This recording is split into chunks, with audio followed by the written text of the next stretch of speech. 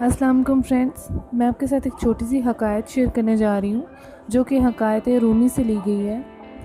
اس حکایت کا مقصد یہی ہے کہ ہم اللہ سے جو مانگتے ہیں، جس چیز کی امید رکھتے ہیں، جو دعا کرتے ہیں، وہ اللہ ضرور سنتا ہے۔ بے شک اللہ ہی سننے والا ہے۔ اگر آپ کو یہ اچھی لگے تو پلیز اپنے فرینڈس میں شیئر ضرور کیجیے گا اور اس چینل کو سبسکرائب ضرور کیجیے گا۔ مولانا روم رحمۃ اللہ علیہ فرماتے ہیں، ایک شخص مسجد میں نماز ادا کرنے کے لیے اندھیری رات میں گھر سے نکلا۔ اندھیرے کی وجہ سے ٹھوکر لگی اور وہ منہ کے بل کیچڑ میں گر گیا۔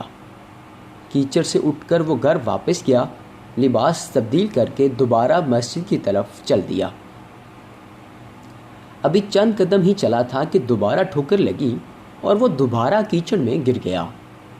کیچڑ سے اٹھ کر وہ ایک بار پھر گھر واپس گیا، لباس تبدیل کیا اور مسجد کی طرف دوبارہ نکل آیا۔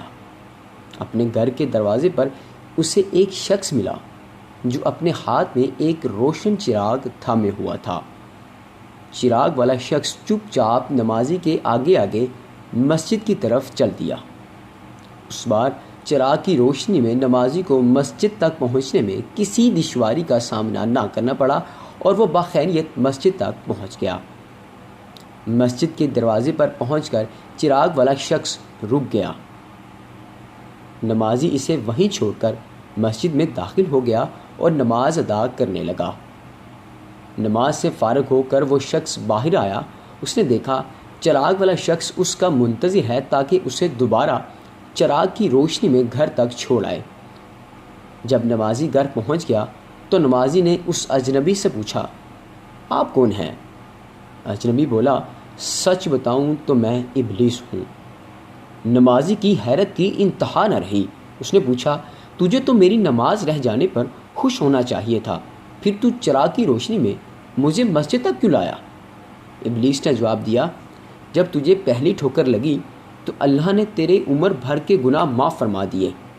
جب دوسری ٹھوکر لگی تو سارے خاندان کو بخش دیا۔ مجھے فکر لگی کہ اب اگر تو ٹھوکر کھا کر گرا تو کہیں اللہ تیرے سارے گاؤں کی مغفرت نہ فرما دے، اس لیے چراغ لے کر آیا ہوں کہ تو بغیر گرے مسجد تک پہنچ جائے۔ Thanks for listening. اگر آپ کو یہ پسند آئی ہوگی تو پلیز اس کو لائک اور سبسکرائب ضرور کریں۔